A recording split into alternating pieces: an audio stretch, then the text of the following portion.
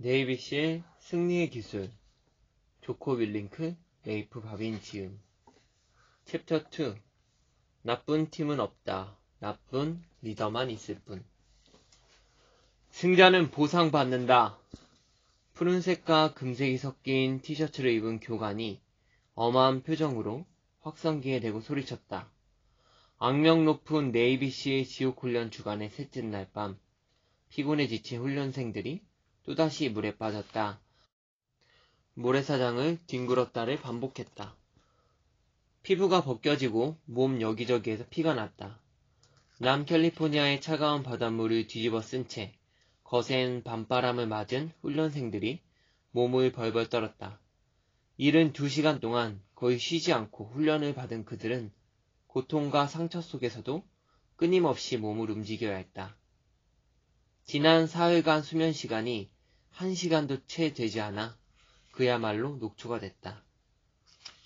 지옥주간이 시작된 후 10명의 훈련생이 중도 포기했다. 질병이나 부상으로 탈락한 훈련생들도 있었다. 몇 주 전 네이비실의 기본 훈련 코스인 수중폭파 훈련을 시작할 때만 해도 훈련생 200여 명은 패기와 열정으로 가득 차 있었다. 훈련을 무사히 마쳐 세계 최고의 네이비실 정예 요원이 되겠다는 꿈에 부풀어 있었던 것이다. 이 꿈을 위해 이들은 지난 몇 년간 준비해왔다. 하지만 이 중 대부분은 지옥주간이 시작된 지 48시간이 채 안 돼 잔혹한 현실 앞에 무릎을 꿇고 말았다. 그만두고 싶은 이들은 언제든 그만둘 수 있었다. 각 훈련장이나 막스 앞에 설치된 종을 3번 치면 자동으로 자퇴 처리가 된다. 네이비실이 되겠다고 모인 훈련생 중 3분의 2 이상이 종을 3번 울린 후 중도 포기한다. 지옥주간은 체력 테스트 과정이 아니다. 어느 정도 이상의 운동 능력이 필요하지만 그것만으로는 부족하다. 어차피 수중 폭파 훈련에서 살아남은 훈련생은 누구나 충분한 체력을 갖고 있었다. 지옥주간은 육체가 아니라 정신을 시험하는 기간이다. 기수에서 운동 능력이 가장 뛰어난 훈련생이 지옥주간을 견디지 못하는 경우도 흔했다. 결단력과 의지, 창의력과 협동정신을 고루 갖춘 훈련생만이 살아남았다. 이런 훈련을 통해 우리는 육체적 강인함뿐만 아니라 아무리 열악한 상황에서도 무너지지 않는 정신력을 갖춘 훈련생들을 뽑아냈다. 불과 몇 년 전 나도 바로 이 해변에서 지옥주간을 견뎌냈다. 101명으로 시작한 우리 기수는 지옥주간이 끝났을 때 40명만 남았다.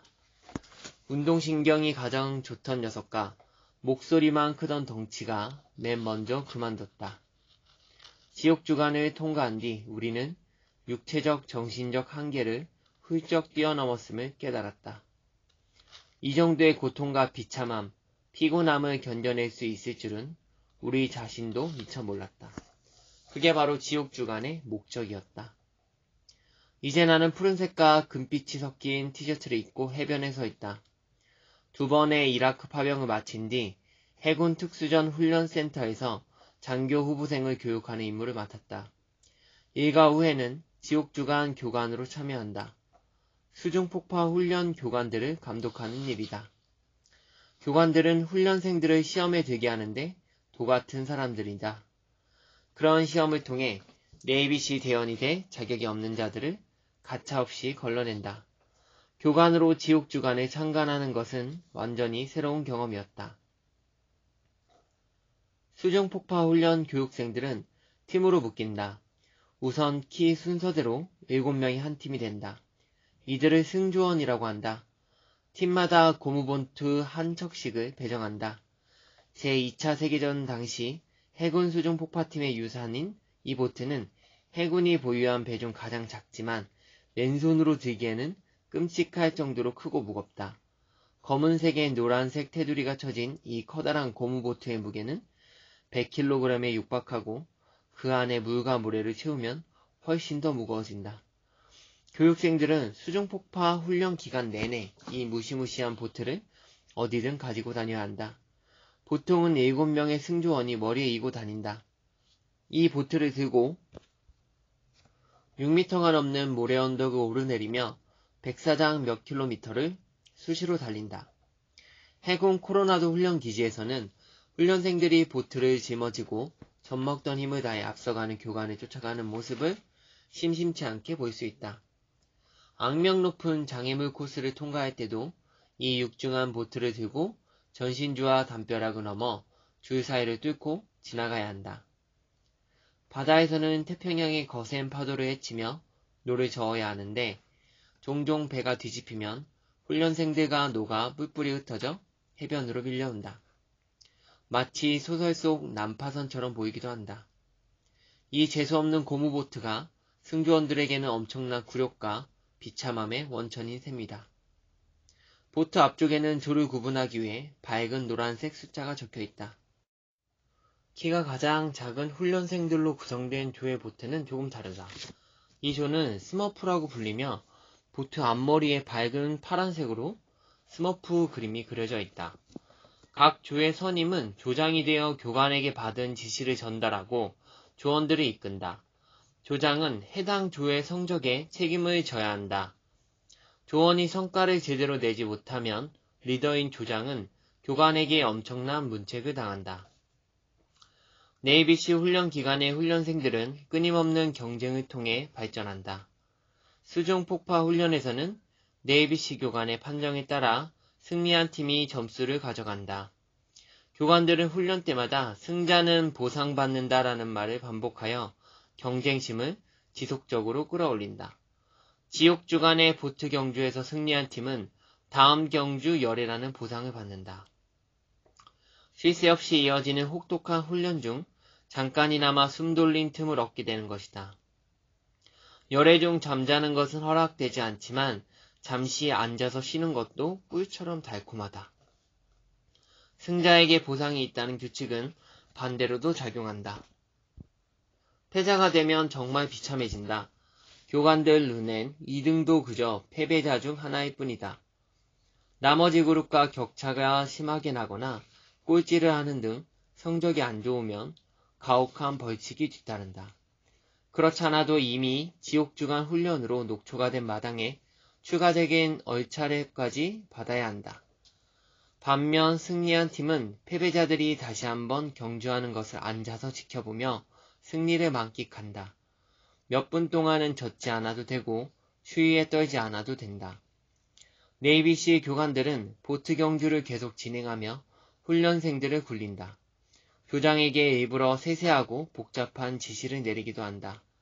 조장은 이를 조원들에게 전달하고 조원들은 녹초가 된 상태에서도 있는 힘을 다해 이행해야 한다. 교관의 명령은 확성기로 조장 앞으로! 라고 외치면서 시작된다. 조장들이 보트 옆에 있다가 교관 앞으로 달려나와 도열한다. 그러면 교관은 다음 경주의 규칙을 전달한다. 보트를 저어 서프존으로 간 다음 보트를 버린다. 다시 보트를 저어 해변에 표시된 지역으로 간다. 해변에 도착해 모래 언덕을 넘어 표시된 반환점을 돌아 줄타기 장애물까지 머리로 보트를 운반한다. 그리고 다시 언덕을 넘어 여기로 온다. 알았나? 교관의 설명이 끝나고 조장들이 자기 조원들에게 달려가 지시를 전달하면 경주가 시작된다. 통상적인 제자리에 준비, 출발, 구호 대신 네이비시 지휘관들은 대기, 격파라는 구호를 쓴다. 구호가 떨어지는 순간 모두 일제히 출발한다. 어느 경주에나 두드러지는 조가 있다. 이번 지옥주간에서는 2조가 그랬다. 이들은 거의 모든 경주에서 승리했다. 2조 팀원들은 언제나 젖먹던 힘까지 다했고 조화를 이루며 한 팀으로 움직였다.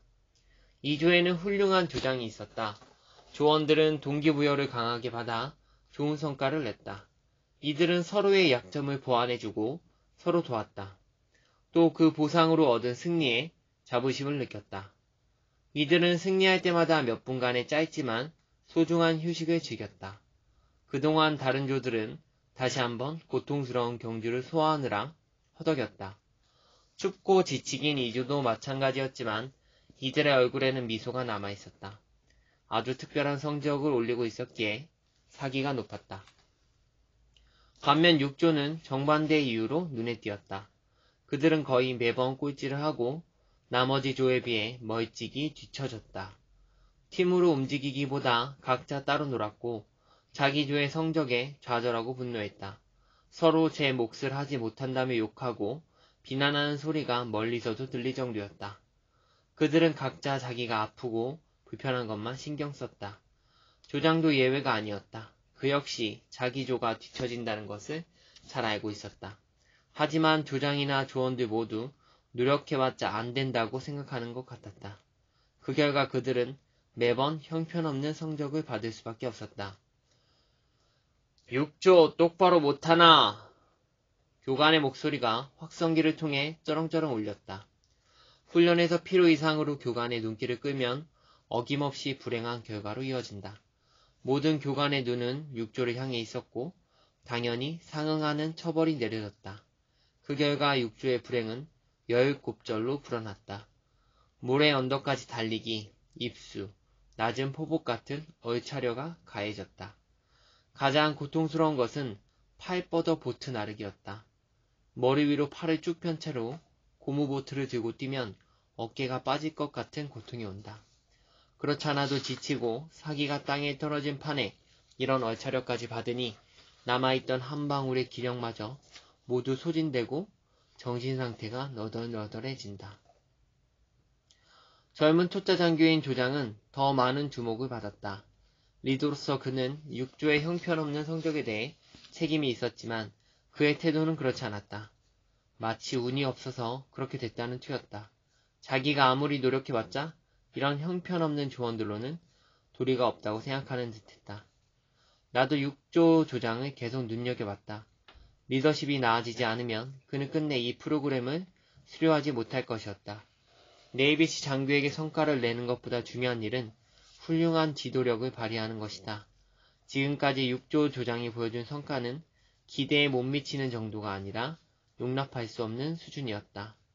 네이비실의 주임 상사 또한 6조와 그리 흐리멍덩한 조정에게 관심을 보였다. 주임 상사는 우리 네이비실 교관 중에서 가장 경험이 많고 모두에게 존경받는 사람이었다.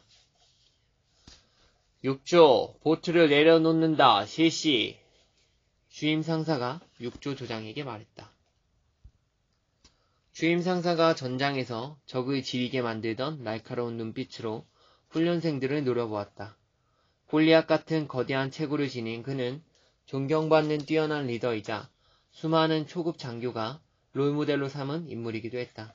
그런 주임 상사가 형편없는 6조에 대해 흥미로운 해결책을 내놓았다.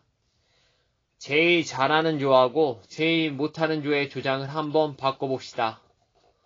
무겁고 거추장스러운 보트, 지친 조원들, 차가운 바다, 까슬까슬한 모래, 경쟁해야 하는 다른 조들 등 다른 모든 변수를 그대로 둔 채 딱 하나 조장만 바꾼다는 것이었다. 그걸로 무슨 변화가 생길까? 나는 의아했다. 주임 상사의 아이디어가 재빨리 다른 교관들에게 전달됐다. 2조, 6조 조장 앞으로! 교관이 확성기에 대고 외쳤다. 순식간에 두 사람이 달려나와 앞에 섰다. 지금부터 너희 둘은 조를 바꿔 지휘한다. 6조 조장, 너는 이제 2조 조장이다. 2조 조장, 너는 이제 6조 조장이다. 알겠나? 당연히 2조 조장은 내키지 않아 했다. 지금까지 함께한 최고의 팀을 떠나기 싫을 터였다. 자기 팀이 뛰어난 성과를 낸 것에 대한 자부심도 컸다. 형편없는 팀을 새로 만든 것은 어려운 일이고 자칫하면 교관들로부터 원치 않는 관심을 받을 수도 있었다. 그렇지만 감히 교관에게 대들 수는 없는 노릇이었다. 선택의 여지 없이 그는 결의에 찬 표정으로 임무를 받아들였다. 6조 조장은 기가 살아난 게 뻔히 보였다. 자기 잘못은 없고 단지 운이 나빠서 열등생들이 모인 팀에 배치됐다고 생각하는 듯했다. 그가 보기에 6조는 아무리 노력해도 나아질 가망이 없었다. 이제 교관이 2조를 맡으라고 하자 그는 드디어 정의가 실현됐으며 한결 수월해질 거라고 믿는 표정이었다. 지지를 받은 두 조장은 바뀐 자리로 가 다음 경주를 준비했다.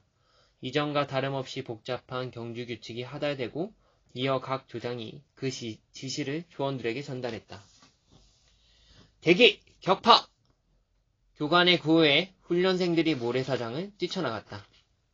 우리 교관들은 조원들이 보트를 들고 모래 언덕을 넘어 서핑존까지 달려나간 후 검은 바다로 뛰어드는 모습을 지켜보고 있었다. 훈련생들은 보트에 올라타 격렬하게 노를 저었다. 높은 파도를 헤치고 보트를 뒤집었다가 다시 올라탄 후 해변으로 다가왔다. 교관 차량에서 비춘 전조등 불빛이 보트 테두리에 그려진 노란색 띠에 반사됐다. 너무 멀어서 보트 숫자는 보이지 않았지만 두 보트가 나란히 질주하며 치열한 선두 경쟁을 벌이는 것을 알아볼 수 있었다. 훈련생들은 해변에서 800m쯤 나갔다가 반환점을 돌아 다시 해안 쪽으로 노를 젓고 있었다. 보트가 전조등 범위 안으로 들어오면서 숫자가 뚜렷하게 보였다. 6조 보트가 2조를 근소하게 앞서고 있었다. 2조는 결국 결승선까지 선두 자리를 빼앗기지 않았다. 그들이 승리한 것이다. 기적같은 반전이었다. 6조가 꼴찌에서 선두로 단번을 치고 올라온 것이었다. 조원들은 한마음이 되어 힘을 모아 승리했다. 2조는 여전히 잘했지만 경주에서 아깝게 졌다. 2조는 다음번 경주에서도 6조와 선두 경쟁을 벌였다. 이후 이 두 조는 훈련 기간 내내 다른 나머지 조들보다 나은 성적을 유지했고 6조가 대부분 승리를 차지했다. 충격적인 변화였다. 같은 조원, 같은 환경에서 리더만 바뀌었을 뿐인데 6조는 꼴찌에서 최고가 됐다. 서로를 향해 퍼붓던 욕설과 원망도 사라졌다. 이들에게 쏟아지던 교관들의 따가운 눈총과 얼차려도 사라졌다. 이 놀라운 변화를 직접 목격하지 않았다면 나 역시 그 결과를 믿지 못했을 것이다. 하지만 이것은 극한의 오너십에 관한 가장 근본적이고 중요한 진실을 분명하게 드러낸 사례였다. 나쁜 팀은 없다. 오직 나쁜 리더만 있을 뿐이다. 리더 한 사람 바꿨다고 전체 그룹의 성과가 180도 바뀌는 것이 어떻게 가능할까? 답은 이렇다. 리더십은 팀의 성과에 있어 가장 중요한 단일 변수다. 팀의 성패는 모두 리더에게 달려있다. 성과를 이끌어내는 것도 이끌어내지 못하는 것도 모두 리더에게 달려있다. 이는 팀 전체를 관할하는 최상급 리더 한 사람에게만 국한되는 이야기가 아니라 팀 내 모든 소그룹 리더에게도 해당된다. 나 역시 수중 폭파 훈련의 고통스러운 지옥 주간 동안 조장을 맡았다. 늘 잘한 것은 아니어서 실패도 여러 번 경험했다. 우리 조가 성적이 안 나왔을 때는 내가 팀을 이끄는 역할에 온몸을 던지지 못했기 때문이다. 그때를 돌아보면 더 잘할 수 있었을 텐데 하는 아쉬움이 남는다. 때로는 조원들을 한계 이상으로 강하게 몰아붙여야 했다. 조장을 하면서 까마득히 멀리 보이는 결승선 대신 바로 코앞에 있는 목표에 조원들을 집중시키는 것이 훨씬 효율적이라는 중요한 사실을 깨달았다. 예를 들어 해변의 표시 지점, 지형지물, 100m 앞에 있는 도로 표지판 같은 것들이다. 눈앞에 있는 즉각적인 목표를 향해 혼신의 힘을 다한 후 바로 그 다음 목표로 나아갔다. 그런 단기적 목표들이 한데 모여 우리 주의 성적이 크게 향상될 수 있었고 결국에는 우리 기수 중 가장 먼저 결승선을 통과할 수 있었다. 돌이켜보면 큰 소리는 덜 내고 격려를 더 할 수도 있었을 것이다. 조장으로서 나는 교관들로부터 조언들을 보호하려고 나름대로 최선을 다했다. 당시 상황을 그들 대 우리라는 시각으로 봤기 때문이다. 특히 우리 조 전체의 성적을 끌어내리는 만년 저성과자 몇 명의 보호막 역할을 자처했다. 하지만 지옥 주간이 끝나고 다른 조원들과 대화를 나누면서 정신력이 약한 조원들을 억지로 끌고 왔다는 걸 깨달았다. 그렇지 않았으면 이들은 절대 기준을 통과하지 못했을 것이다. 하지만 그런 식의 의리는 잘못된 것이었다. 실전에 배치됐을 때 실력이 떨어지는 대원들과 같이 전투에 나가고 싶지는 않을 것이다. 그것을 다른 네이비시 대원들에게 강요할 수도 없다. 결단력 부족한 훈련생들을 걸러내고 높은 기대 수준에 부합하는 훈련생들만 길러내는 게 교관들의 임무였다. 어떻게 보면 내가 그 임무를 방해한 셈이었다. 궁극적으로 우리 조의 성적은 전적으로 내 몫이었다. 나쁜 팀은 없으며 오직 나쁜 리더만 있다는 개념은 쉽게 와닿지 않을지도 모른다. 하지만 최고의 성과를 내는 팀을 이끌려면 리더가 이 개념을 온전히 이해하고 실행해야 한다. 리더는 팀의 성과를 제어하는 문제들을 비롯해 모든 것에 책임을 지고 해결책을 마련해야 된다. 팀이 평균을 훌쩍 뛰어넘는 성과를 내는 것은 리더가 높은 목표를 제시하고 그 목표를 위해 팀원들이 협동하게 만들고 여러 제약 조건을 개선하려고 부단히 노력할 때만 가능하다. 팀 내의 극한의 오너십 문화가 비어 있으면 모든 팀원이 자발적으로 움직여 확실하게 최고의 성과를 낼 수 있다. 수중폭파 교관으로 참여해 훈련 장면을 지켜보면서 나는 지옥주간처럼 가혹한 훈련도 그저 훈련뿐이라는 생각이 들었다.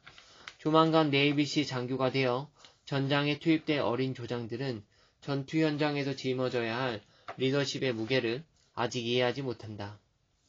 전쟁터에서 리더가 느끼는 압박은 그들의 상상을 뛰어넘는다. 이번 지옥주간 몇 주 전만 해도 나는 네이비시 소대장으로 이라크 라마디에서 전투를 지휘했다.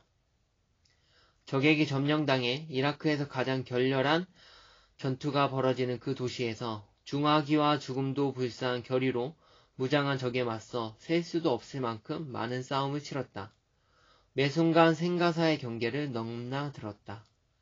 나를 비롯한 리더들이 내린 무수한 결정은 어느 때고 치명적인 결과로 이어질 수 있었다. 우리는 반군 수백 명을 사살하고 아군을 보호하며 전세에 큰 영향을 미쳤다. 나는 그런 성취를 자랑스럽게 여긴다. 하지만 이라크 전투 중 처음으로 전우인 마크리를 잃었을 때는 모든 것을 잃은 것처럼 가슴이 아팠다.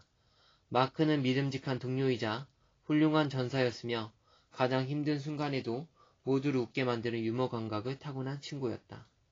그는 미군이 라마니 중남부에서 벌인 최대 규모의 전투에서 적의 총탄에 맞아 목숨을 잃었다.